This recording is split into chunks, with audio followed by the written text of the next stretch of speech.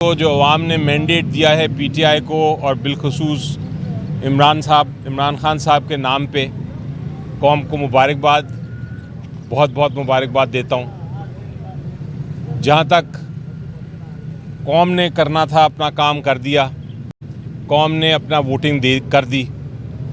अब हमारा काम है कि उस वोट की हिफाजत करें। हमारे पास इंफॉर्मेशन है, फॉर्म 45 हैं तकरीबन। हमारे पास अगर आप कैलकुलेट करें तो 154 सीट्स जो हैं वो पीटीआई के इंडिपेंडेंट, जो सो कॉल्ड इंडिपेंडेंट हैं, हम उनको पीटीआई के कैंडिडेट कहते हैं, वो उनकी सीटें जो हैं वो जीते हुए हैं बहुत बड़ी बड़ी मार्जिन से। और चूँकि बहुत सारे ऐसे हैं जिनकी आखिरी वक्त पे रात के अंधेरे में उनके जो मैंडेट है वो छीना गया और उनके वोट्स तब्दील किए गए, तो हमने स्ट्रेटजी बना ली है। अदालतों से हम रुजू करेंगे और हमारे पास जो फॉर्म 45 हैं उनके बेसिस पे ये जो फॉर्म 47 के रिज़ल्ट्स हैं वो रिवर्स होंगे। उसके ऊपर हमारी पूरी लीगल टीम्स जगह जगह काम कर रही हैं और कैंडिडेट्स के साथ हम राब्ते में हैं। जहाँ तक इंडिपेंडेंट कैंडिडेट्स जो डिक्लेयर हो गए हुए हैं वो सारे पीटीआई के साथ हैं। बातें हो रही हैं, कोशिश की जा रही है अफवाहें फैलाने की, लेकिन असल दुरुस्त बात यह है कि वो सारे पीटीआई के साथ हैं और पीटीआई के साथ ही रहेंगे। आज इमरान खान साहब से उन्होंने बुलाया था मुझे और उनसे मिलने आया। अदालत से मैंने इजाज़त ली हुई थी उनसे मिलने के लिए, अंदर तक जाने दिया, लेकिन आखिरी मिनट पे कोई मेरा ख्याल है पैगाम आया होगा ऊपर से कि आपने नहीं मिलने देना खान साहब से, और वो वहाँ से फिर उन्होंने मुझे बताया कि मैं अब नहीं मिल सकता। तो इसलिए मैं वहाँ से वापस आ गया हूँ मिले बग़ैर। लेकिन उनका जो अंदर से पैगाम है वो मुबारकबाद का है कौम से, और उन्होंने ये भी कहा है कि जो कौम का मैंडेट है वो किसी हाल में वो छीनने नहीं देंगे। उसके लिए स्ट्रेटजीज़ जो हैं, उसके लिए जो हमने करना है, वो हमारी एक मीटिंग भी हुई है लीडरशिप की आज दोपहर को। उसमें फ़ैसला हो गया है कि क्या करना है, जिसका जल्द हम ऐलान भी कर देंगे। शुक्रिया। साहब ये बताइएगा कि ज़ाहिर है इंतखाबी नताइज जो आए हैं इस पर आपके बहुत सारे उम्मीदवारों को तहफ़्फ़ुज़ात हैं और वो एक प्रोसेस ज़ाहिर है इलेक्शन ट्रिब्यूनल में जाएगा, वो मामला उसमें वक्त भी लग सकता है। लेकिन अब चूँकि हुकूमत साजी का अमल जो है वो शुरू हो गया है, तो आप हुकूमत साजी में हिस्सा लेंगे या अपने तौर पर आपकी क्या स्ट्रेटजी है? जी देखिए, सबसे पहले तो ये बताऊं आपको कि जो फॉर्म जो इलेक्शन का कानून है वो बड़ा वाज़ेह है। फॉर्म 45 होता है जिसमें आपने हर पोलिंग स्टेशन से आपका पता होता है कि आपको हर कैंडिडेट को, हर जो कंटेस्टेंट है उसको कितने कितने वोट मिले हैं। उसके बाद फॉर्म 45 को इकट्ठे करके आप बनाते हैं कि कौन जीता कौन हारा। तो चूँकि हमारे सारे कैंडिडेट्स के पास फॉर्म 45 हैं और ओरिजिनल फॉर्म 45 हैं, इसलिए हमें नहीं लगता कि ये कानूनी जंग जो है ये ज़्यादा देर लगाएगी। ये इंशाल्लाह काफ़ी जल्द उसके फ़ैसले आ जाएंगे। लेकिन आपकी बात दुरुस्त है एक हद तक कि कम से कम लीगल बैटल तो लड़नी पड़ेगी और उसमें आप वक्त का कंफर्म नहीं कर सकते कि वक्त कितना लगेगा। तो इन द मीन टाइम जब तक हमारे पास वहाँ से तब्दीलियाँ नहीं आती अदालत के ज़रिए, हमने अपनी स्ट्रेटजीज़ बनाई हैं। और इस वक्त जो लगता है वो ये है कि केपीके में भी, सेंटर पे भी और पंजाब में भी हम राब्ते में हैं लोगों से। वहाँ हम हुकूमतें बनाने में कामयाब हो जाएंगे इंशाल्लाह। कल मियां नवाज शरीफ ने एक तकरीर की, उसमें उन्होंने कहा कि पीपल्स पार्टी और दीगर जमातों के साथ मिलकर हुकूमत बनाएंगे। आप क्या कहेंगे इस पर? देखें, जहाँ तक जो हक है, सबसे पहले जमहूरियत में पार्लियामेंट्री डेमोक्रेसी है हमारी, जो हक है जिस पार्टी का सबसे पहले हुकूमत बनाने का, और आइन भी ये कहता है, वो हक होता है जो सबसे बड़ी पार्टी हो, जिसको मैंडेट सबसे बड़ा मिला हो।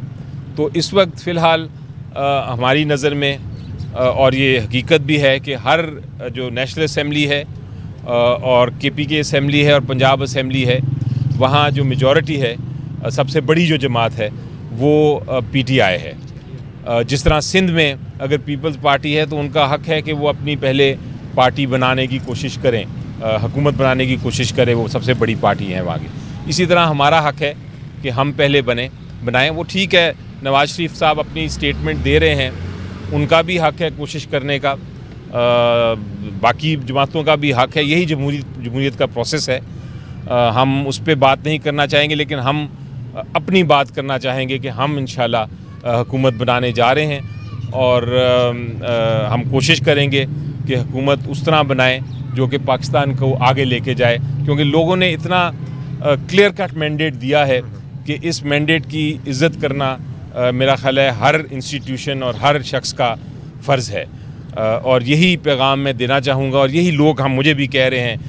व्हाट्सएप देखें, सोशल मीडिया देखें, आप इलेक्ट्रॉनिक मीडिया देखें, आप लोगों से, आवाम से बात करें, सब ये कह रहे हैं कि हमने अपना काम कर दिया है, हमने अब मैंडेट दिया, अब हमारी मैंडेट को इज़्ज़त दी जाए ताकि कौम आगे तरक्की कर सके। बहुत मुश्किल आगे वक्त है। अब हम इस जो सियासी बुरहान था उससे महल गुज़र चुके हैं। इलेक्शन का इंतज़ार था, इलेक्शन में हमने देखना था कि लोग किसको वोट करते हैं, लोगों ने वोट कर दिया है।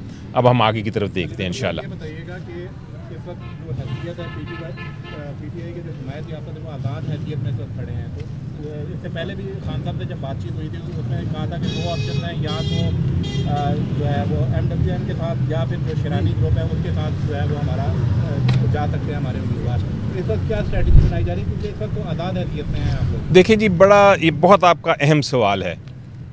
एक चीज़ वाज़े हो जानी चाहिए कि जिसको इलेक्शन कमीशन ऑफ पाकिस्तान कह रही है कि ये इंडिपेंडेंट कैंडिडेट हैं, आज़ाद उम्मीदवार हैं, असल में वो उस तरह आज़ाद उम्मीदवार नहीं है जिस तरह इलेक्शन कमीशन कह रही है या एक इम्प्रेशन दिया जा रहा है।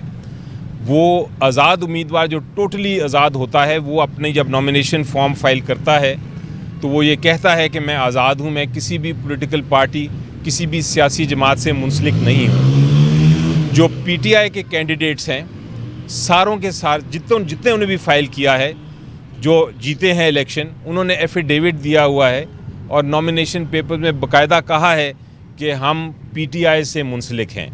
इसलिए अगर वो PTI से मुंसलिक हैं तो वो उनके पास सिंबल नहीं है, ये दुरुस्त है, उस हद तक वो आज़ाद थे।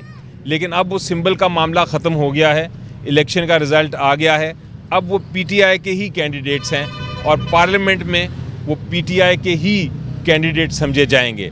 अगर किसी ने कोशिश की ये कहने की कि वो PTI को नहीं ज्वाइन कर सकते, अगर किसी ने ये कोशिश की तो वो गैर आइनी हरकत करेगा और कानून के ख़िलाफ़ वो एक्शन लेने की कोशिश करेगा।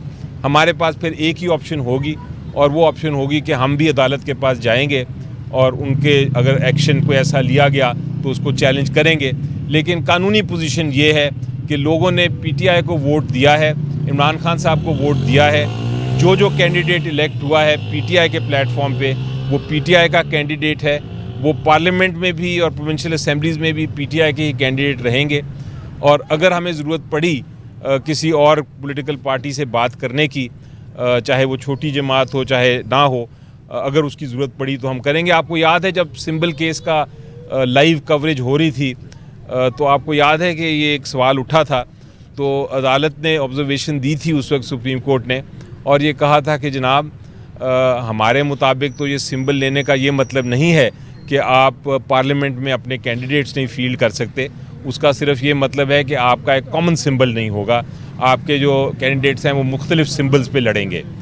उस वजह से जो कौम थी शुरू में कंफ्यूज ज़रूर हुई क्योंकि बहुत सारे सिंबल्स थे, लेकिन खराज तहसीन पेश करता हूँ इस कौम को कि उन्होंने उसके बावजूद ये समझा और जाना और उसको अंडरस्टैंड किया कि किसको वोट करना है किसको नहीं करना, और उस सिंबल की कन्फ्यूजन को दूर करते हुए PTI के कैंडिडेट्स को उन्होंने इलेक्ट किया। अली ज़फ़र साहब, एक कानूनी नुक्ता ये भी है कि सुप्रीम कोर्ट से जो फैसला आया, इलेक्शन कमीशन के फैसले को बहाल किया गया, और पेशावर हाई कोर्ट के फैसले को रिवर्स कर दिया गया, उस सूरत में आपके इंट्रा पार्टी इलेक्शन जो है वो कदम हो गए और पार्टी एक तरह से डिसमेंटल है इस वक्त।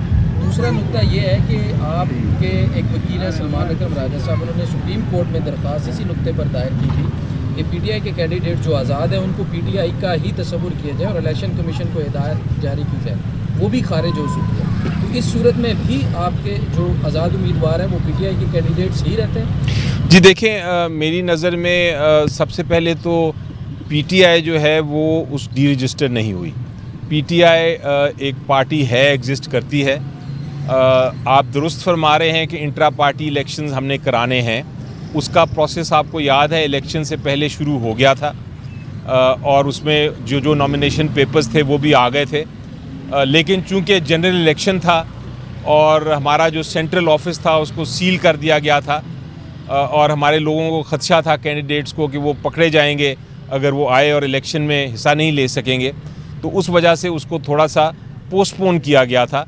अब वो जो सिलसिला था इंट्रा पार्टी इलेक्शन का वो दोबारा शुरू करने का फ़ैसला कर लिया गया है और आप देखेंगे कि जल्द 1-2 दिन में इंशाल्लाह वो इंट्रा पार्टी इलेक्शंस भी हो जाएंगे, तो वो जो आपकी ऑब्जेक्शन है वो भी दूर कर देंगे हम इंशाल्लाह इसी तरह करके इलेक्शन।